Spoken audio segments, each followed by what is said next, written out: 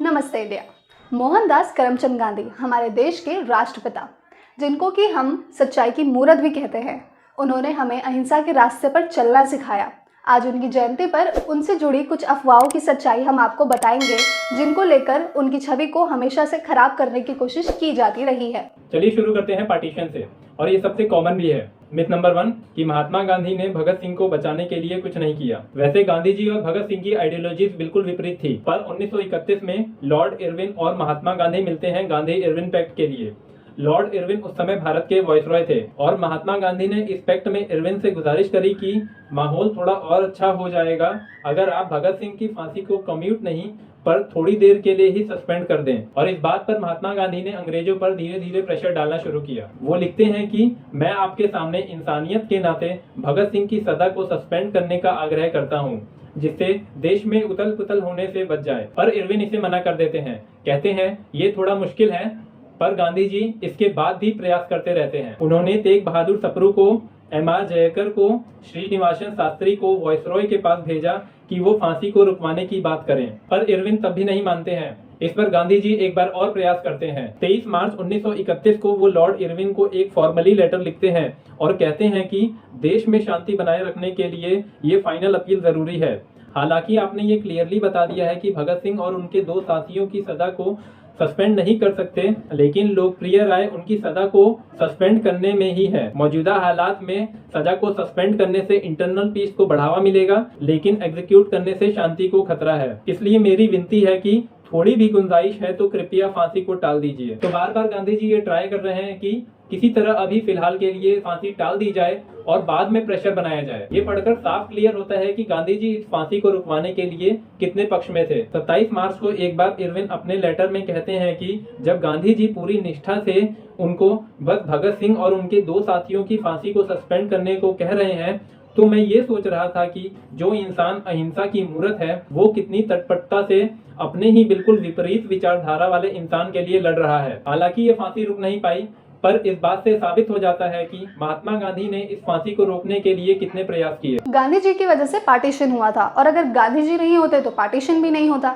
यह मिथ काफी पॉपुलर है, पर मैं आपको बता दूं, गांधी जी ने अपनी पूरी लाइफ पार्टीशन का विरोध किया। 16 सितंबर 1940 में महात्मा गांधी अपने एक स्पीच में कहते हैं कि भारत जैसे गरीब देश का विभाजन, जिसके हर कोने में हिंदू और मुस्लिम साथ में रहते हैं, ये अराजकता से भी बुरा काम है।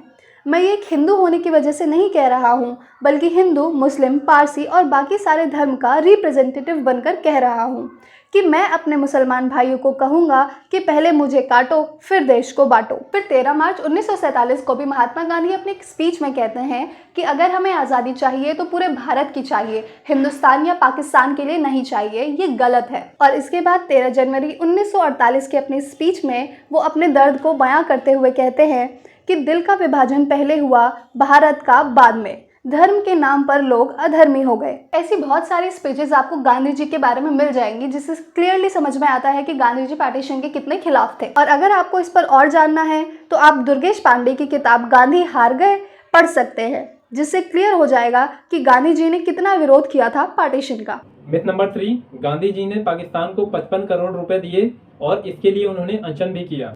एक बड़ी फेमस थ्योरी है कि झूठ को इतनी बार बोला जाए कि वो झूठ भी सच लगने लगे, और इस केस में भी वैसा ही हुआ था।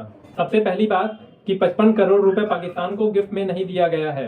जब पार्टीशन हुआ था तब ये म्यूचुअली डिसाइड हुआ था कि आरबीआई में जो पैसा है उसको कैसे डिवाइड किया जाएगा। डिसाइड करने के लिए एक 6 मेंबर की कमेटी बनाई गई, जिसने ये डिसाइड किया कि 400 करोड़ रुपए जो उस समय भारत के खाते में थे, उसमें से 75 करोड़ रुपए पाकिस्तान को दिए जाएंगे और बाकी बचा हुआ पैसा भारत में ही रहेगा, जिसका पहला इंस्टॉलमेंट 20 करोड़ रुपए इंडिया ने पाकिस्तान को दे दिया था। बाकी का 55 करोड़ रुपए तब देने की बात की गई थी जब पाकिस्तान को जरूरत हो या उसकी वो मांग करे। लेकिन उसी बीच कश्मीर में इशू हो गया, तो इंडिया ने कहा कि जब तक आप इसे खत्म नहीं करेंगे तब तक हम 55 करोड़ रुपए रिलीज नहीं करेंगे। ये सुनकर पाकिस्तान ने इंटरनेशनल कोर्ट ऑफ जस्टिस जाने की धमकी दी। इंडिया को ये बात अच्छे से पता थी कि अगर बात आईसीसी तक गई तो जीत पाकिस्तान की ही होगी, क्योंकि ये एक इंटरनेशनल एग्रीमेंट था कि किसको कितने पैसे मिलेंगे। पर ये अनशन वाला एंगल कहां से आ गया? दरअसल जनवरी 1947 में जब ये पैसों वाला चक्कर चल रहा था, उसी वक्त भारत में कई जगहों पर दंगे चल रहे थे, तो उसी दंगों को रोकने के लिए गांधी जी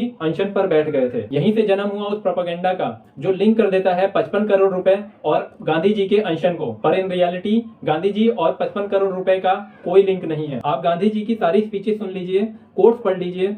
गांधी जी ने 55 करोड़ रुपए पाकिस्तान को देने की बात कभी नहीं की थी। वैसे इन आर्टिकल्स के लिंक मैंने डिस्क्रिप्शन में दे दी है, आप चाहें तो जाकर पढ़ सकते हैं। वैसे तो नथुराम गोडसे ने 30 जनवरी को गांधी जी को गोली मारकर हत्या कर दी थी, लेकिन उन्हें क्या पता था कि गांधी तो एक विचारधारा है और किसी भी विचारधारा को इतनी आसानी से नहीं मारा जा सकता। फेक बातें तो हमेशा फैलती रहेंगी, लेकिन आज गांधी जी की जयंती पर हमें ज़रूरत है तो उनकी जीवनी से सीख लेने की कि कैसे हम अपने जीवन में अहिंसावाद को अपनाएं, झूठ से बचें और कैसे खुद को अपने देश के लिए समर्पित करें। ऐनक पहने लाठी पकड़े चलते थे वो शान से, जालिम कांपे थर थर थर थर सुनकर उनका नाम रे। हो था उनका छोटा सा और सरपट उनकी चाल रे, दुबले से पतले से थे वो चलते सीना तान गए।